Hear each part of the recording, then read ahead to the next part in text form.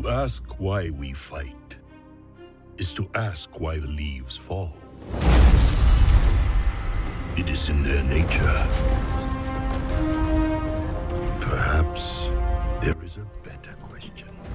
Hello, this is Sean Gibson, the executive editor of GamingIllustrated.com. Welcome to the video review of Mists of Pandaria. This is the expansion pack for World of Warcraft, the ever-popular MMORPG. And we gave this game an Editor's Choice Award specifically for the expansion pack because of the quality it brings and extends the game so much. And in terms of just graphics that you're seeing right now, this is some of Blizzard's most inspired work. The new zones showcase the best qualities of World of Warcraft's art styles. There's vibrant colors everywhere, especially in the Jade Forest that you're seeing now where players start. And even as players go further into Pandaria as a continent, the tone will get darker, both literally and figuratively, and each zone has a distinct color palette. The shapes and the designs of the zones and the elements within evoked the illustrations on Asian themes. Pandaria really manages to capture that feeling that this is someplace new in World of Warcraft. Now, while a change in setting naturally necessitates a bunch of new characters and storyline, the main war between the Horde and Alliance remains in focus, and this time it's on, although we don't see it fully developed until later patches, so for now, it really seems like it's setting up for content that's coming in the future. But as we progress through the zones, the story definitely shifts to some of the secondary effects of the war involving the Pandaren and Pandaria as a whole, and players will spend a good portion of their time leveling while dealing with peoples displaced by the conflict, as well as this new element of Shah that awoken due to the war coming to the Pandarian continent.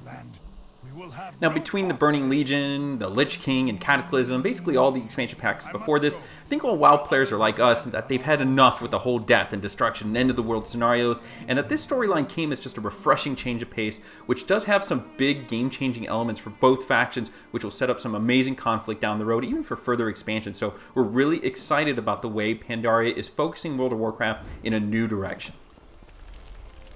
In terms of dungeons, all the dungeons feel just long enough to tell the story, give the players some loot, without really become tiresome and draggy, and you feel like you're grinding them at some point. And fights are just good enough and just long enough to still feel fun, and definitely there's some interesting dynamics on hand that we don't want to spoil here.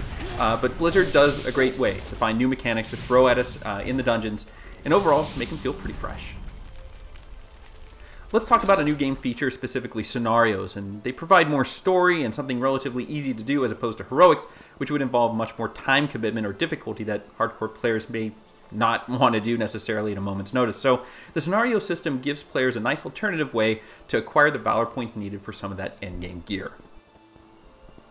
Another new feature are pet battles, which are a diverting little mini-game that Blizzard has included with Mists of Pandaria that could probably be a sort of debate for players. Some people really like it. They think it's a fun diversion. It's kind of like Pokemon. There's a battle system, and you can have a little bit of fun in there. It's a nice diverting thing you can do, while others might say, well, there's not too much point to this other than you get more pets and maybe some achievements. Overall, we think it's a great inclusion in the game. It's fun, it's nice, it is what it is in terms of it's a nice little mini game, it's a fun little diversion, and it's wonderful that they included it.